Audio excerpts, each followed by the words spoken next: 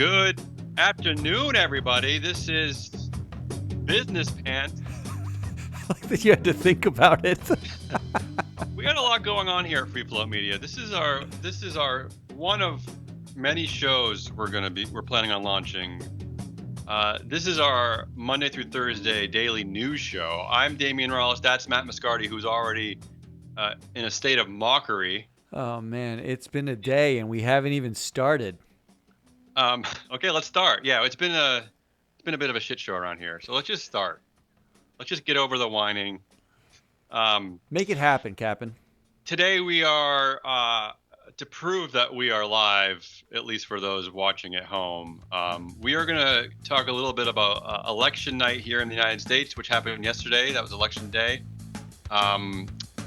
We will be looking at big data. We will be talking about a few things from Facebook and Netflix. We have our first ever viewer mail question. We got a bunch of questions. About an actual question here. Real questions. We got a few. And some good stories and biz nuggets about our favorite things, like Boeing and McDonald's. And then Matt makes something. Let's just get at it, Matt. Come on. What are we waiting for?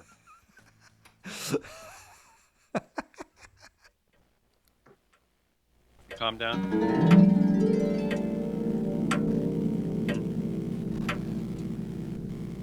Okay, let's start off talking about Election Day here in the United States and how it touches our business pants. Please don't say it like that. First up is, which I've written down wrong here, first up is Airbnb. One of our favorite loss-making... Is it a loss maker, actually, Airbnb? I don't even know. Do they make money at Airbnb? Good question. That's We're research. assuming they do, right? It's not a safe assumption. No. Okay, first up is Airbnb. As we take a little bit of a look here into the big gig. So Jersey City residents voted overwhelmingly yesterday against the company to impose greater regulations on short-term rentals. In a move that is expected to hurt Airbnb's presence in the city, nearly 70%, which is a pretty big number, voted against Airbnb, despite the company's $4.2 million ad spend. So two things here, Matt. Number one, this level of sexy democracy could never happen at companies like Facebook. Sorry, Zuck. And number two, while the risks and uncertainties of regulations is certainly not new to the corporate world, what may be new is the hyper brand awareness, right? Good or bad, that is coming with all of these app-based brands, especially in social media or the gig economy, because these seem to be millennials' favorite playgrounds. So what do we think? Come on with the anti-millennial stuff. No, I'm pro. So what do we think, Matt? Is this something that companies like Airbnb, gig economy companies, something they should be worried about? Are they getting too much attention? What do you think? No, but I think the ramification here isn't an Airbnb one, is it? I mean, it's sort of like, is it? Do you think Uber and Lyft are basically watching every gig-ish or gig economy player that goes to a vote or has a regulatory shift or there's some sort of like bill, and they're just like petrified that someone's going to realize that they're using all of these people as employees without actually making them employees? That's, to me, seems like the thing. Yeah. I mean, it's not. It might be a rejection of like, we don't want parties in Jersey City anymore. Oh, I hope that's true. But I feel like I went to a Super Bowl party there once. But I feel like it's really a rejection of the gig economy as a concept. I don't know if it works. I don't know if it. I mean, people like it, I think, but it kind of doesn't work with labor law. That's the big problem, right? It's good you brought up Uber because I just finished a good read on Uber. Yes, I still read books, people. So if you have any recommendations, send on your them our Kindle. way. I don't have a Kindle. So freefloatmedia.com. Tell us your book recommendations. So I read a great book on Uber. So Uber sort of infamously handled this problem by aggressively skirting regulations, right? Like it knew what it was doing wrong, but its plan was to just aggressively go around everything, right? So it predicted this inevitability, but it figured it might as well just be lawless and go around it. Frankenstein question for you: when Yeah. does the love duopoly of Uber and Lyft fighting California labor laws become the love triangle, and they bring in Airbnb to join them? Uh, I'm guessing soon with the Sexy housing crisis. corporate time. I didn't know this was the sexy corporate hour. It's always a sexy corporate hour here at Business Pants. Bringing the sexy back to business news where there is none. And I should say that There's so in case, none. in case anyone cares, we really are trying to take some of the suck out of business news. All I right, care. people. I care, Dave.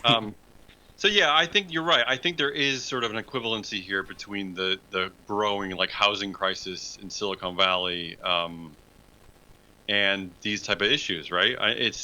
There's got to be some way to fight back, and it's either going to be regulators like Elizabeth Warren, or it'll be Jersey City voters, because as you pointed out many times, it will not be the shareholders at these companies because they have no say in anything. Yeah, which we'll get to at the end. And last thought on this. Yeah. I think this is all of it feels like an absolute rejection of income inequality economics as they are, right? To that I say, yeah, no, yeah, I agree, but that's the end of the segment. So shut up. I'm going to be aggressive. I'm aggressively keeping time of our segment today. All right. Well, I'm going to turn on the stop clock for the next next segment then. Let's move forward. You know what? I just realized we completely forgot to talk about our second story in election coverage. So I'm gonna ask you: do you want to continue with election coverage or move on to big data? Let's move on. Let's come back to election coverage because I do think that there's going to be more on it. Okay, off to big data. Today we're going to talk about how minus regulations, because this is sort of a field that we've talked about how is sort of infamously not regulated at all. Big data keeps on making shit up as they go along. First, and this is completely crazy to me. So yes, I'm talking to you, Netflix. So Seth Meyers' new special Lobby Baby on Netflix will feature a skip politics button, allowing viewers to opt out of his political jokes. So I don't know. I don't really know what's going on here. Is this a PR joke? So I pay attention to Seth Meyers and Netflix? Or is this the day that Netflix officially jumped over the shark and started riding Zuck's big baby surfboard? What's going on here, Matt? Is this real? I think well, that's a good question. Because my first reaction was to do this in the middle of the Facebook political ad thing, and Twitter basically taking a swipe at Facebook and saying no political ads, even though they already monetized political ads by having Trump on their platform in violation of their policies. And then Facebook rebranding itself with capital letters, and like all of this stuff seems to be culminating, like the political conversation, and it's only going to get worse as we hit 2020. I thought I was with you, like Netflix, terrible time to weigh in on stupidity. But then I realized there is a chance that when you click the skip politics button, it goes to the credits. Okay. And the whole thing skip the show is a joke. Like it's actually a joke. Well, if someone's listening, could you test this theory out and get back to us? So because I know that what really skip politics means is skip Trump jokes, because that's what we're talking about. That's what Seth Meyers is making fun of. It does. Are we getting dangerously close to being like Turkey? Like there's something about this, the woke generation, that we're all sort of hovering over the buzzer button, right? The censor button. Like this is kind of where we're heading towards, I guess. So maybe. Although I do like a delicious turkey sandwich, so it might not be a terrible thing. Like I think the all of this conversation Mm-hmm. implies that we are petrified of Of who everything. controls our actual elections anymore. Like who controls I can't tell who's petrified because it kind of feels like everyone is, but for slightly different reasons. Like investors are petrified that these companies can't make enough money off of the elections because after talking about political ads being, lying is cool, Facebook came out with blockbuster earnings. They were up all the way. They Right. they everybody loves Facebook for the money. And Twitter not making as much money comes out and everybody loves them for the morality tale that is Twitter. Sure. Netflix desperately trying to hang on to that N and Fang and stay relevant Yeah. as everybody eats away at their margins. Everybody's a little bit afraid to do sort of anything in the political realm anymore, Yeah. including like your billionaires are weighing in. We've been talking about this all week and for weeks. It's like billionaire cry hour about the potential that Elizabeth Warren comes in and changes anything or Bernie Sanders Yeah. changes anything. Is everybody Um. just petrified? Like, what are we afraid Yeah. of? Well, speaking of being petrified in the election, so there was another report that while Facebook CEO Zuckerberg has no intention of changing the company's policy on political ads, which means the social network will not ban them or fact check them. Zuck remains open to ideas about how to curb the spread of false ads, including limiting the ability of candidates to target narrow groups of users. So there's a lot. Yeah, I mean, it's like they'll put on the ads, but they're gonna restrict how you use the ad. The whole thing is a right. It's just a building But Sheryl Sandberg pile. said they're going to make the Theses. library of ads available to anybody who wants to see them all so that we can see all the lying in one place. Yeah, see, all this is proving what the title of this segment is, which is making shit up, right? I mean, that's basically what's going on here, right? Making shit up as we go along. Well, Yeah. can I ask a non like electorate question? Yes. Is this what happens when you basically put 20 and 30 somethings in charge of multi-billion-dollar companies with massive reach? And not Well, to spit on maybe when they 20 and don't go 30 to somethings college. writ large, but I'm saying Well, not that college is the answer for everybody, but maybe when they don't go to college, I'm looking at you, Mark, and have complete and utter control of everything at the company. how dare you? Let's move on to a new segment.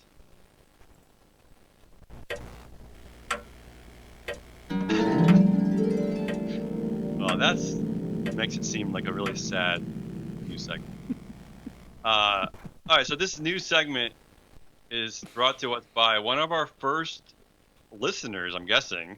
We're looking It's for a definitely sponsor for this segment, by the way. it's definitely our first listener question. I promise you that, and it definitely deserves a bit of fanfare here. Since I don't have a sound effect, I'm just gonna clap sadly. Um, so this is our first official week of podcastery, as you know, Matt. Mm-hmm. And this is our first official listener question, and I promise everybody listening at home that this is a real question. Okay, so We don't be should just actually say we didn't get just one question either. We're just going to take That's true. one. We got two questions, but I'm gonna ask one today, and I hope you're ready, Matt, because this one's for you. And this comes from an individual who represents himself online as Listener X. Yes, that's true. Listener X. Maybe he didn't Here's want to the be question. outed. Here's the question, Matt. Could you let us know the best site for ESG research? That's a good question. All right, so back up because half the people listening, well, I should say 900% of the people listening don't know what ESG is. All right. ESG stands for Environmental Social Governance. Sure, which was that? Which is basically companies give you a bunch of numbers on a balance sheet every single quarter and every single year. Then any set of data that's sort of not on that balance sheet often gets lumped into ESG. ESG is the Yeah. the real world stuff that affects how companies perform. Okay. Also gets included in the things that also get included in there are things like religious values. Do they make contraceptives? If you're Catholic, you don't maybe not want to invest in it. Do they manufacture tobacco products? Maybe you are against that. Or Okay. do they make solar panels? And maybe you're for Right. that, and you think you're for that for social good reasons. You don't care about profit. Maybe you care Or about profit, but right. you want that upside. All of these Or things get lumped in. does the company dare to hire a woman? Yeah, Yeah. All right. So lumpy let me things. get you back on topic here. Ready? But the question, Yeah. where The do you? best site for ESG research. So I'm assuming you are not a massive institutional asset manager, listener X. Listener X. Does not strike me. Probably not. No. In which case, the best place to get your ESG research and data is going to be Yeah. any place it's free. Because right now, There are. unlike financial Yeah. data, which you can get in a lot of places, a lot of it Yeah. free, you Yeah. cannot get this data at scale for free. Yeah. MSCI, Which is Sustainalytics, right. ISS, all the major providers don't give it to Paywall. you. The only place you can get it is Yahoo Finance. They have a sustainability tab. They're using Sustainalytics data, Hmm. and that's where it's free right now. But but the problem is you have to know what you're looking for, You and have that's no tricky. idea. You're going to get a Right. number. It's going to be meaningless. Yeah.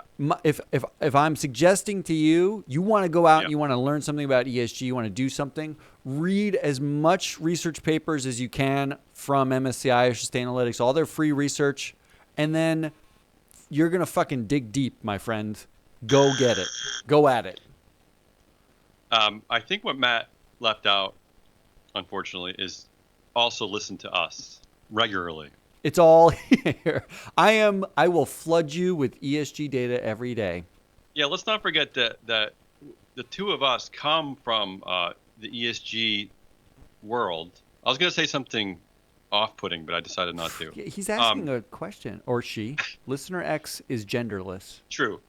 So, yeah, listen to us. Listen to all of our many channels. This is our first called Good Business plug. Pants Daily News Show. Yeah. No, seriously, we're free. All right. Okay. Okay, let's get out of our viewer mailbag and move forward to Biz Nuggets.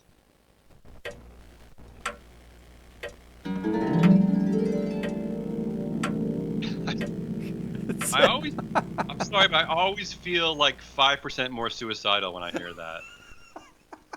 Okay.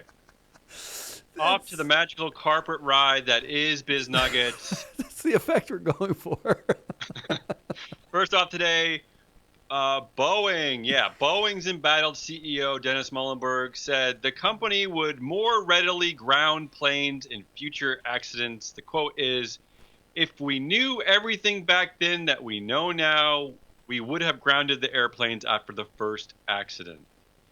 This is why he keeps his job, people. Because if I can paraphrase, I think this is what Dennis is saying. If we had known the plane was going to crash, we wouldn't have let it fly in the first place. I think that is brilliant. I think this is really good news. Over under, is he employed by next proxy season? Why? What's the point? No, not just. Oh, I mean, okay. I thought he'd be gone already, so I'm sticking with it. I'm sticking with he's gone because something else is going to drop here, and maybe they're just waiting for him to throw him out as a big sacrificial lamb or something. Here's cynical view: if they return to profitability before next proxy season, he's in. Boo. Our second biz nugget. In the hoopla of the firing of McDonald's CEO Steve Easterbrook, which we've been covering extensively here, who let's remind you, walked away with about $40 million despite behavior that sucks so hard that he no longer has a job. We missed a separate McDonald's story, and this is out of Portugal, where McDonald's apologized for its Sunday Bloody Sunday Halloween promotion. Saw that. However, I should note that there's no word yet if McDonald's plans on canceling its 2 for Tuesday Triangle Shirtwaist Factory Fire French fries promotion. So there's good news there. I don't even understand that. I don't. Okay. Well, look it up. Pay attention in history. All right. Easterbrook did also lose his chair seat. I think at Walmart. He got axed from a Is board. that right? Yeah. Okay. So I missed that.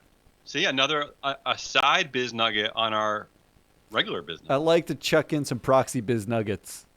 Yeah. See, this is why, listener X, that you should really this is your free ESG research provider. I mean, I'm sorry, but that's kind of true. Just take notes as we spit spurious facts. Yeah. Again, this is fact-based stuff, people. Okay, we do our This is research. We fact-based have a big team. nonsense. Big team.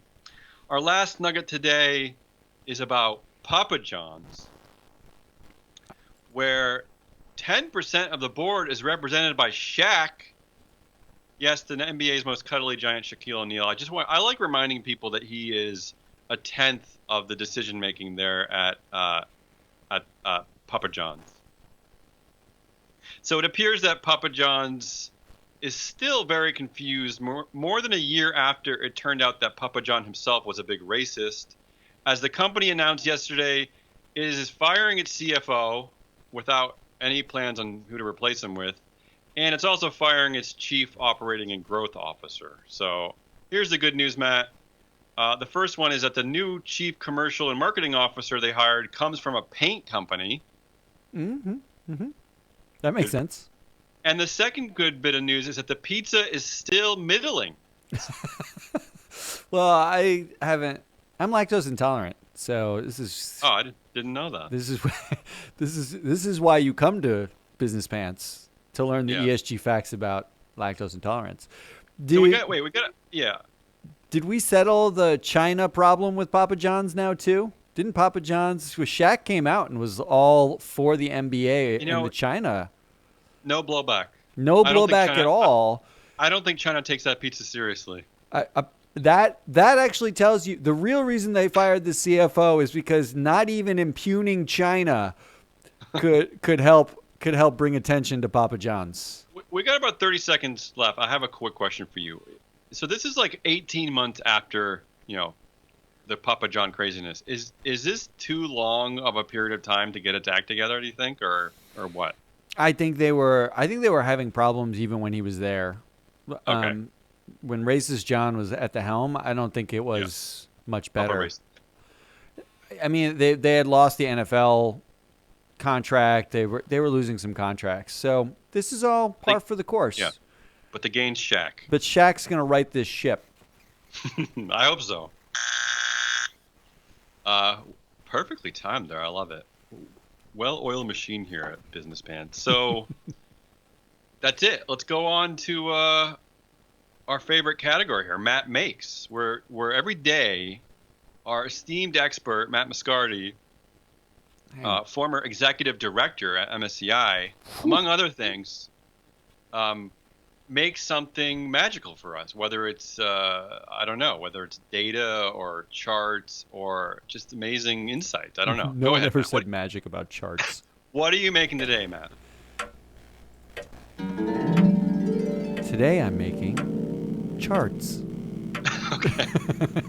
Now, today I want to talk really quickly about SEC Rule 14A-8. Oh, God. Oh, yeah. I mean, sorry. Please do. So, important thing happened yesterday. We talked about proxy advisors really briefly yesterday. I don't care about that, and I don't want to rehash anything. This rule, the SEC basically amended this rule. The shorthand, the Cliff Notes, not boring version of SEC Rule 14A-8 amendment is the SEC, in its infinite wisdom, has just made it harder for individual investors like normies to demand any shit from companies. Okay? Okay. So what do you mean there, demand? Like, what do you mean? If you had a certain amount of shares, a certain dollar amount of shares, you could chuck a proxy, which is basically you could make a case that the company should give some report or should change its practices or should do something at a company as much as you wanted if you had the time to do it. There are people who do this. There are really sweet, cool people who spend their time changing corporate practices using arcane rules. But the SEC just made it harder for them. So Okay. what I wanted to know is we can get into the nuances of the rule some other point. What I really wanted to know is who does this affect? Okay. Since 2009, there have been about 2,000 proxies filed against companies from Okay. not management. These aren't voting for directors. These are like, dear company, I want you to do something. 2,000 proxies with about 230 unique different entities. These are labor unions, churches, individuals, NGOs. And the thing that they ask for most is actually in that 10-year span. Yeah. Most of these small investors are just saying, dear company, please tell us something about your environmental performance. Sure. Like, we have no idea if you're spewing 4,000 tons of carbon into baby seals' mouths. Please tell us if you are. Yeah. Stop spewing. That's 20% of those proxies, those 2,000 proposals, were environmental in nature. The next category was chairman independence, and it's that almost is exclusively for the Dennis Muhlenbergs of the world. Can we pretty please have a separate CEO and independent chair? Can we just have that? There's a bunch of other things, including political spending and things. In 2019, chairman independence was the big issue. It wasn't environment anymore. Still, One out of 5 of these little investors were just saying, can we please, in the United States, for the love of all that is corporate holy, separate the chair from the CEO role? Yeah, doesn't the CEO have other stuff to worry about? So I wanted to bring attention to the fact that the amendment is basically going to kill some large portion of these based on the new thresholds that they set. Okay. That was number one. Yeah. This should outrage you if you are a human being I feel outraged. who invests in stuff. Yeah. Now, 256 of the proposals in 2019, this is me just having fun now. 256 of the proposals were non-management proposals. That's just 2019. There are 256 proposals, not from management. Here's a fun fact about those 256. A fun fact that I feel like should not outrage you, should make you giggle. Because 33 of those proposals were totally fucking pointless. Why? Why were they pointless? They were pointless because they were at companies that are controlled by a dominant shareholder who holds all the voting power. Right, They were like Facebook. like Facebook. In fact, 10 of those 33 were Mark Zuckerberg related proposals. 13, the lion's share of those proposals went to Google's Larry Page and Sergey Brin. Okay. But 10 of them were about Mark Zuckerberg. And this just tickled me because not only were they filed, so investors took the time to write this shit out, send it to the company, get it past the SEC ordinary business rules, get it like there's a process to getting this done. Not only did they get the process done and it went to a vote pointlessly, but for a small handful of them, more than 50% of the shareholders actually voted against what the company wanted, almost as a joke, because there is no way that it would ever happen. For instance, Mark Zuckerberg, say on pay. Never going to happen. So it just tickled me to see a list of wasted time voting on proxies. I like it, Matt. Now, do you have more? You're running out of time, but I'm going to give you a leash here. Do you have more to say?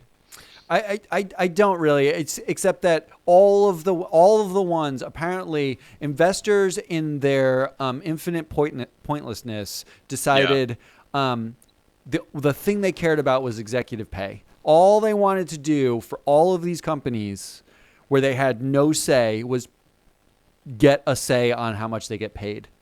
How likely do you think that is? I mean, of course it's unlikely, and it's a shame, of course it's unlikely, but is there a power to just getting the message out here, you think? I mean, no. Good, well said. All right, everybody, that's Wednesday, November 6th, 2019, Business Pants. Please subscribe to us on your favorite podcasting world app stitch you out. But I'll see you tomorrow, Matt. Nice, eloquent exit. Yeah. Thanks, Damien. I'll Thank see you tomorrow.